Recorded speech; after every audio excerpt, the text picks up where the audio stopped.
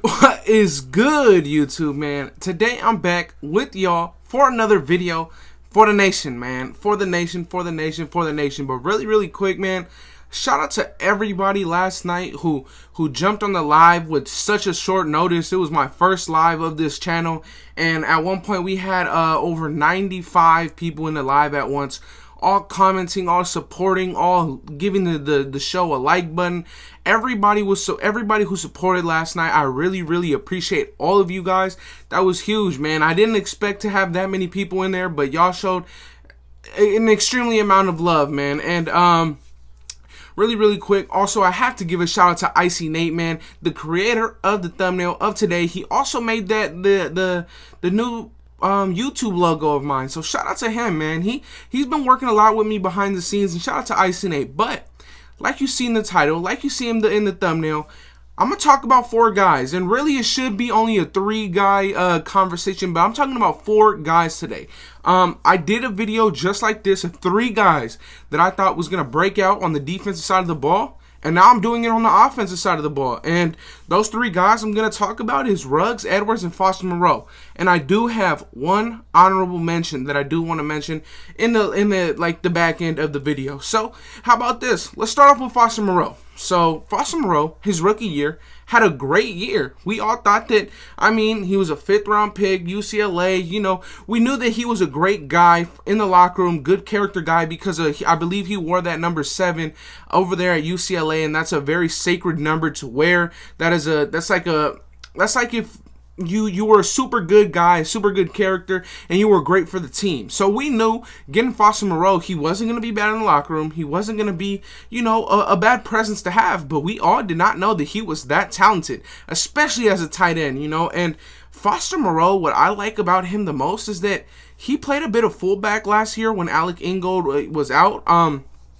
What I like about Foster Moreau a lot is that each time he gets to shine, he shines. In his rookie year, when Derek Carr would trust him, he would go up and grab that ball. Last year, they tried to put his production a little bit on the lower side because he was coming off of a horrible injury, and maybe they felt like they wanted to give him a year to recuperate, so they brought in future Hall of Famer Jason Witten to fill that role of a tight end number 2, and it stunted the growth of Foster Moreau just a little bit because I feel like they wanted to be a little bit too extra careful with Foster Moreau, and I think now him being the tight end 2 on this roster, he is going to thrive. He is going to do a lot of good things, and honestly, remember that touchdown that he had against the Colts? Man, I wouldn't be surprised if we see a lot of 2 tight end sets this year with Foster Moreau and Darren Waller. Much like how the Patriots are planning to do with Hunter Henry and David Njoku.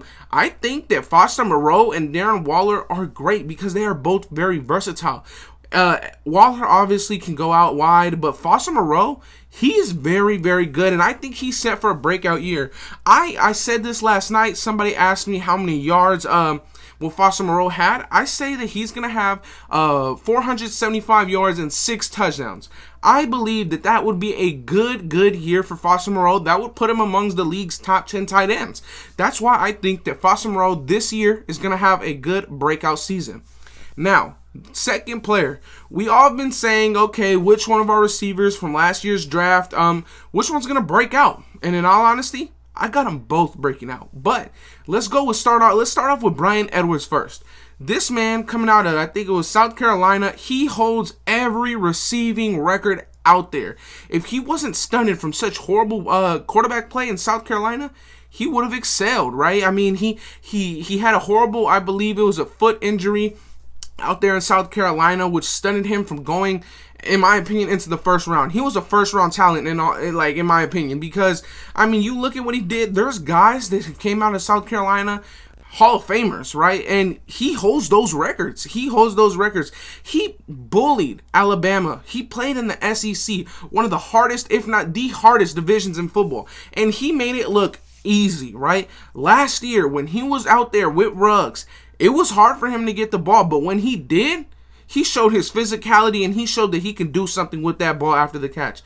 Sadly, he got hurt, right? Then Aguilar moved up the depth chart and he started really clicking. So it was really hard for Edwards and Ruggs to really get back in the groove of things, and I do believe that Edwards, I don't remember what his injury was, but it wasn't something that allowed him to have, you know, an injury that he could have played through, right? It was a pretty serious one.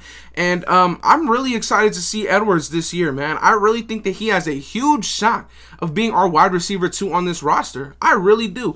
If not, he can be our 1A to 1B. You know what I'm saying? I think that Bryan Edwards, for him to finish off the year against the Broncos with a 30-yard touchdown, I like it, man. I want us to do that a lot with Bryan Edwards and Darren Waller, but let's give Bryan Edwards his shine. I really think that Bryan Edwards, he's going to be set out for a big year. I think that he is going to just go into mini camp, into the training camps this year, which he's going to have an actual offseason, which was huge to the development of our rookies that we got last year.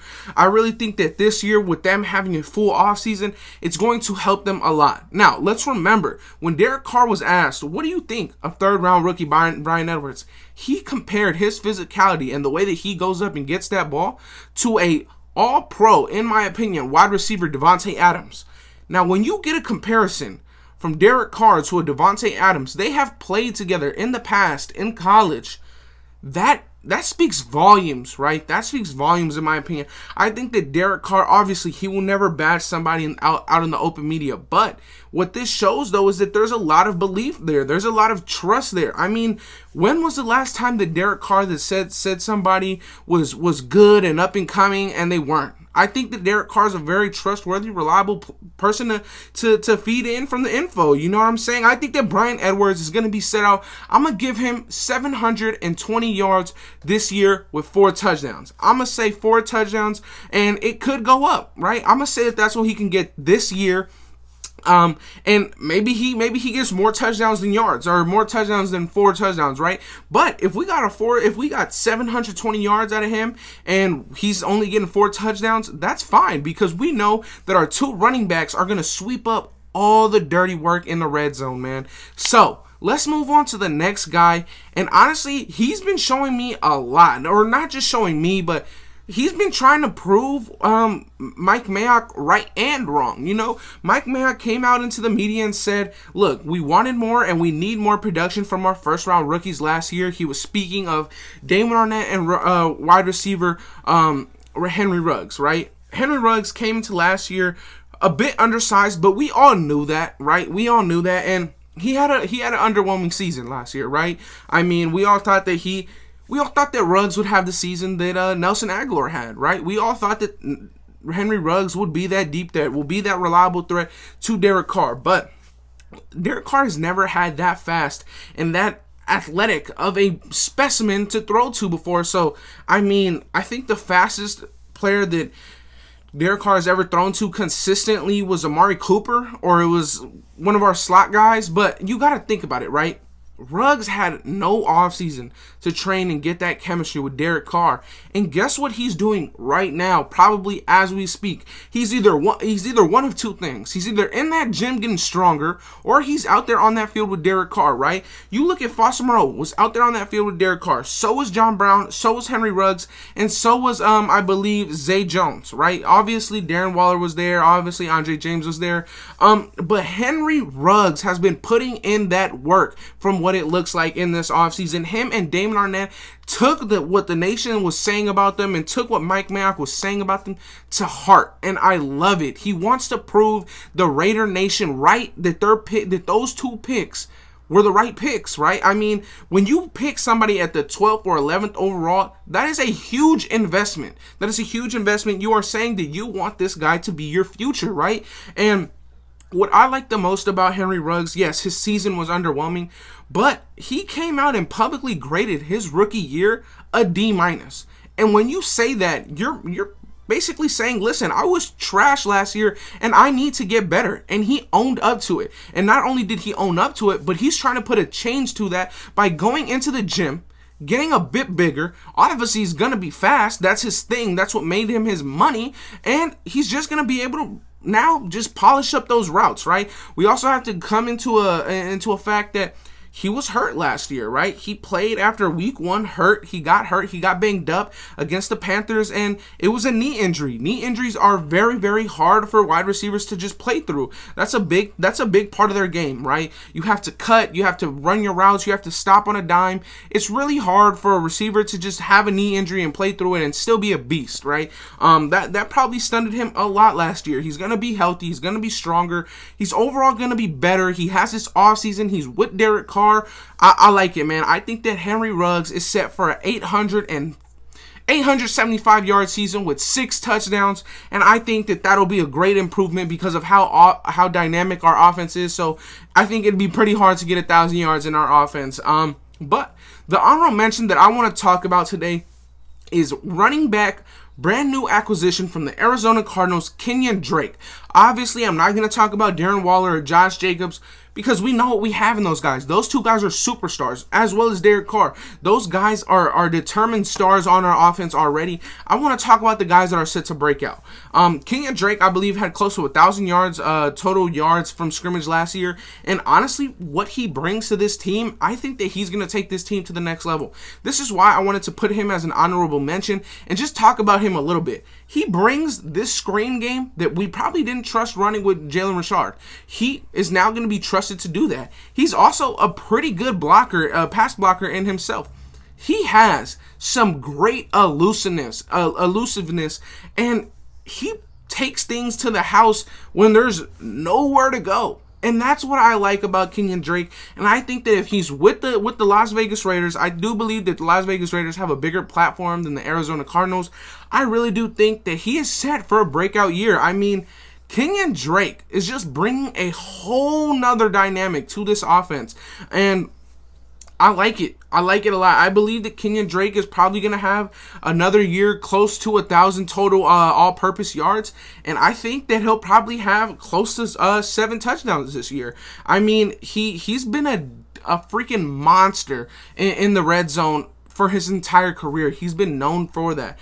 But what I like about him the most is that he's a home run hitter. He finds a crease where there is nowhere to go, and he not only gets yards out of it, but he scores touchdowns out of those awkward situations.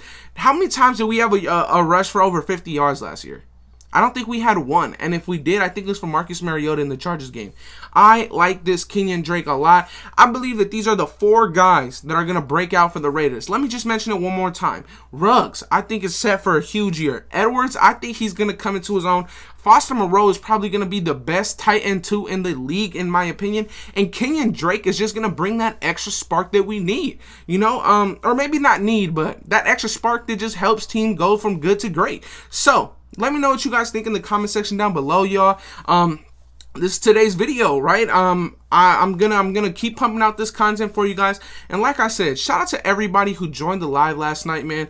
Y'all are goats for that. Y'all showed support in such short notice, right? I believe I gave you guys like a 30-minute notice, and then I went live, right? First live ever on this channel, and I can't appreciate how much support that you guys showed that live and the video in general. So thank you, Raider Nation. That'll be it for today. Like, comment, and subscribe if you can. And I'm out. Peace.